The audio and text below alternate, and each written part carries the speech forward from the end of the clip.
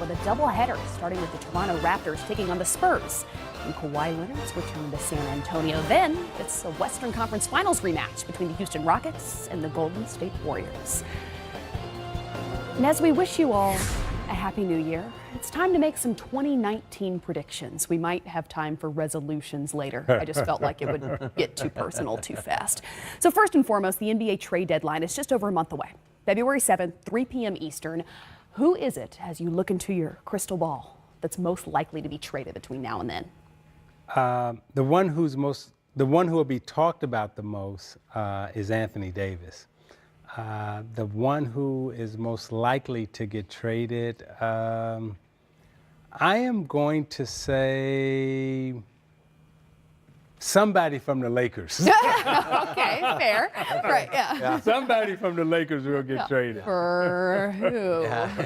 Well, I got the same thing. It'll be somebody from Boston. Yeah. A very good player from Boston. Yeah. Danny's the best GM in the league. He's only going to watch his team kind of stumble and kind of play okay, then fall back. And they almost have too much of the same type players. I could see Danny putting together a package, trading 3 for 1, 2 for 1, or whatever, and cleaning up some stuff, because that team's too good to keep playing the way he is, and he's too good of a GM, and he's patient. He'll give it a little more time. One thing I'll tell you about Daniel, good friend of mine, when you get ready to pull the trigger, it's pulled. and he'll trade. He kept on telling me, I'd have traded you. I said, I know you would have. You know? We call him Daniel. We know it's serious. In our next prediction, though, most of us agree who will win the Western Conference, but who will represent the East in the NBA Finals? I am going to go with the Toronto Raptors. All right. I like their veteran gamesmanship. When you talk about Green and you talk about Leonard, you got championship play. You talk about Siakam and Serge Ibaka. You got great defenders out on the perimeter with Van Fleet and also Lowry. They're good defensively on the perimeter. I like the Raptors. They got a well-built team, and I think they can stand the test of time. And also, LeBron James is no longer in the And East. LeBron is gone. Which helps the Raptors a great deal. A team that I'm really trying to believe in, and I like them, is Milwaukee, because they switch a lot of stuff. They have great length. And I would have to, if I had to choose, I would choose Toronto. But I think the next team up for me is Milwaukee. The Greek Freak is just, Antetokounmpo is hard to guard. Yeah. And he doesn't settle. I love the fact that he puts the ball. The guy gets like 5 dunks a game. No one gets 5 dunks a game in the NBA. Hell, you get 5 dunks a week. He goes in there and he constantly is attacking. So I really like their team. And, on the outside looking in, our two teams I really thought this year would make big jumps were the Celtics and the Philly. Yeah. And I just don't see that either one of those teams yet. And the way Philly becomes in this mix is Joel Embiid becomes unguardable. He says, I'll shoot 1 3 a game just to show you I can make it, but I'm going to go in the paint and I'm going to hurt some people. Which he has the ability to do. Oh, absolutely. So if we take it a step further then, who do you think wins the championship? Is a Warriors three-peat inevitable, or will another team hoist the Larry O'Brien trophy? I'm going with the Warriors in a three-peat. Fair. Yeah, I'm going. You don't want to go out on a limb in the social media age where they're all going to throw it back at you? I'm going to go way out on a limb.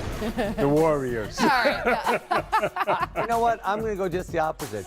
I'm going anybody but the Warriors. Anybody All right. but So Dubs. Warriors are the field. You're taking the field. I'm taking the field. I really am. Because I don't feel their vibe anymore. They've got some weird things going on, man. And you can say all you want. Zeke, you and I were on championship teams. If I haven't covered down for you all year long, because whatever, I got a beef, whatever, what am I going to do in the playoffs? You don't just all of a sudden, everybody says, we talked about this last night when we were just sitting around having some of your champagne. And I said, it's like you build throughout the season. You build trust. You build a lot of stuff. I don't see a lot of trust in that Golden State team. Yeah. I see the crack from within. Dynasties go down the tubes because of injuries usually, and age. You just kind of run your course. Free agency, people leave, or infighting. Yep. And they've got the infighting free agency thing going. Yeah. So I'm not feeling them right now. Then since you brought up the weird Warriors vibes, I'm going to let you answer this next question first. Where does Kevin Durant end up next season? He's a free agent this summer. Anywhere but Golden State, I think. Right. Honestly, I don't think he's going to go back there. I just think there's enough weird. I watch him, and there's something dysfunctional with that team right now. So I would be shocked if he goes back there. I'm not sure where KD's going to go wherever he wants to go. I mean, but I really could see him going and hooking up with another championship caliber guy, and maybe starting to, now I know the New York fans will go crazy, but him taking some guys and saying, let's go here together. Let's go someplace together. It's too hard to do it alone, and he's already, that alone, man, you can't beat a lot of teams you go there alone. You need players with you, So I don't think he's going to stay in Golden State. So I could see him hooking up with another, free agent or whatever and saying, let's go here. And, man, let's win a championship together. I'm not sure what city it's going to be in. I don't think it matters anymore. But I think he's going to leave Golden State. What do you think? I think he'll stay in Golden State. I listened to the podcast. I think, is it Chris Haynes' podcast? And he said something to me that really rang loud. He said, I want to make the most money that I possibly can. Yeah. That was the first thing he said. And I want statues. So you can have a statue in Golden State, and you can make the most money there. Now, if you go someplace else, you're not going to make the most money, and chances are you're not going to get a statue. Golden State, you get the statue, and you get the most money. And if those are your two drivers, then I think he stays in Golden State. So we're now, that's fair, 364 days away from the Roaring 20s. Can you believe that? So let's fast forward then to next season. Speaking of Kevin Durant, perhaps, who are going to be the best two Lakers? LeBron and?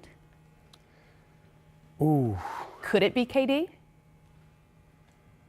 I would say it could be. Don't you say Kyle Kuzma, because I'm done. No, Somebody is going to join LeBron, right? Next summer, I'm going to say, if we're looking at next year, I'm saying it's Anthony Davis. All right. You're done. Kyle Kuzma, I tell you right now, you're out of here. I wanted to see you leave. I'm telling you, I don't know who's going to join. It's just like when someone says, like, hey, it's toxic around LeBron, and LeBron has to defend that and stuff like that. I don't know, man. And there's an interesting, I look at that and I wonder who really wants to go play with LeBron. I mean, I look at as a post-up guy, I would love to play with him because I think he's a great post feeder. He can give you the ball. If I'm a guy that needs the ball a lot, I'm not sure how much I want to go play with LeBron because he has to have the ball too. So it'll be interesting. So I'm going Kyle Kuzma, so you're out of here. All right. Well, fortunately, we've taped all of this so we can revisit it around June or perhaps June of next summer. We're going to be back in our NBA TV studios after a quick break. Dunking to 109, and they go on to win it 122-116. Now, this is the game of the day, Wednesday at 4 Eastern here on NBA TV. It was, of course, a career night for both Kawhi Leonard with his 45 and Pascal Siakam with his 28 in the absence of Kyle Lowry. Now, this was Siakam's 10th game this season with at least 20, and he joined us after the game. I want to talk about some of your highlights on your career high night, but I don't think that anything is going to top the little dance that you did before the game. That might be the highlight of the entire evening. Kind of feeling yourself these days, huh? Hey, New Year, we got to start the new year right. Oh, you're strutting out there. Okay. All right, Pascal. All right. Well, you certainly started it off right. How about this, though, Pascal? This is your 10th game this season with at least 20 points. You only had one such game in your first 2 years in the NBA. What is it that is about? Sorry, we're still watching the dance, and I love it. What is it, though, about your game that you feel has improved most?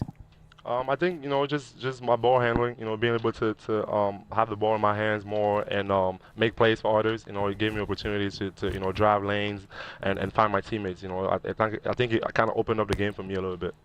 When you talk about your offense and driving the basketball, talk a little bit about how much, maybe Kawhi has helped you by being there, your relationship with Serge, the defensive prowess that the three of you have out on the floor. Defensively, it looks like you three can shut down any opponent anytime you want to. How does that feel out on the floor, being able to shut down opponents defensively, but yet also being able to turn it on offensively? I think we pride ourselves on defense. That's what that's the type of team we are. And obviously having Kawhi, who's a great defensive player, a guy that you can learn from every day. His hands and the way he uses his length. I try to just learn from him, watch him a little bit. And then obviously Serge protecting the rim for us is big. And for me, it's just continue to work on defense because I know that's what got me here, and I know I'm going to keep just playing hard, trying to get stops, and everything else is going to come. Pascal, just I watch you guys play. It seems like you got a little more spacing, a little more pace. Is your offensive sets a little different under Nick Nurse? And how does it fit you, the offense that Toronto's running now? It's great for me. I like to run. And as soon as we get the ball, we're running, and we have a lot of shooters on the team. Guys, it opens up the floor for guys like me, Kawhi driving. So it's great. I like the pace. I like what Nick Nurse is doing. Yeah, I got a question for you, and it's kind of off the beaten path here. Serge has this cooking show. I put your head up now. There we go. and I just want to know, have you been over to the house to be served a meal? Unfortunately, I was there one time. Unfortunately.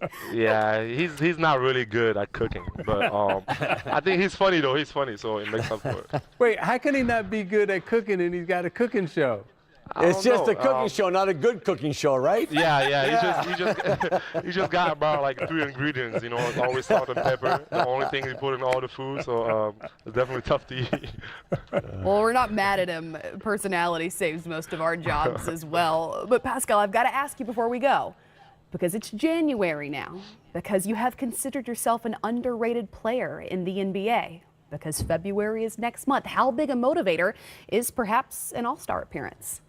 I think obviously for me, a kid coming from Cameroon, started basketball when he was 16 years old, having a chance to even, just my name being out there is a blessing. And for me, I'm not really worried about that. I just want to continue to get better.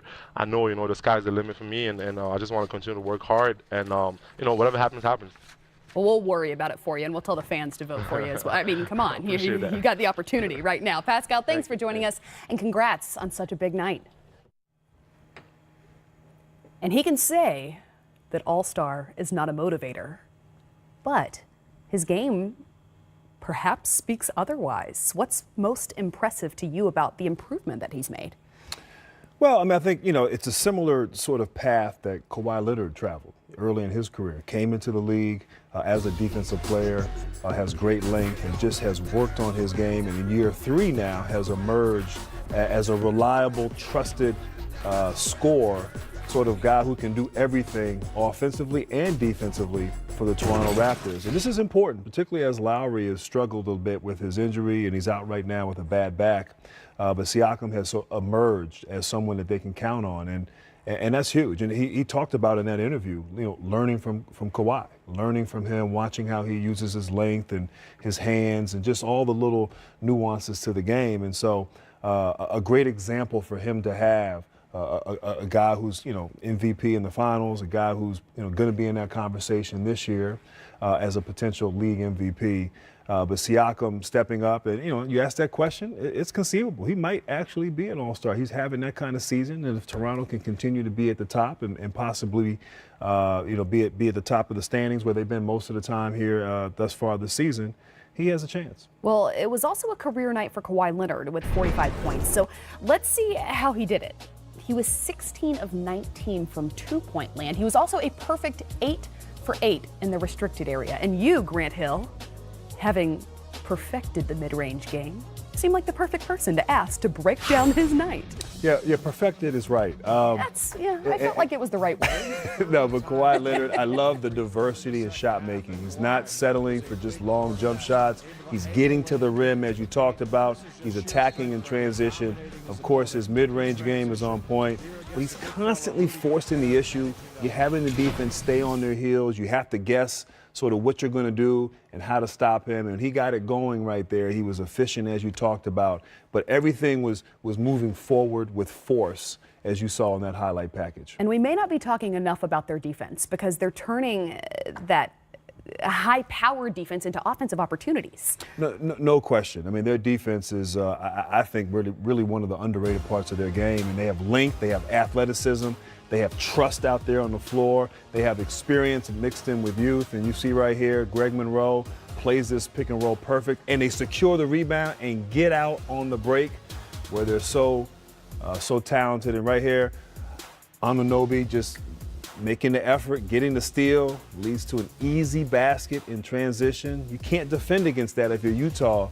turn the ball over. And of course, right here, once again, getting into the paint, active hands, Danny Green, and getting out in transition for the easy basket. And I love this play right here. Greg Monroe, big guy, contesting at the rim without fouling, forcing a tough shot. And once again, you're off to the races, starting the fast break, getting baskets in transition off your defense. A layup right here is one of the recipes for success for these Raptors. Well, we can talk a lot about the Toronto Raptors, and it is, of course, warranted.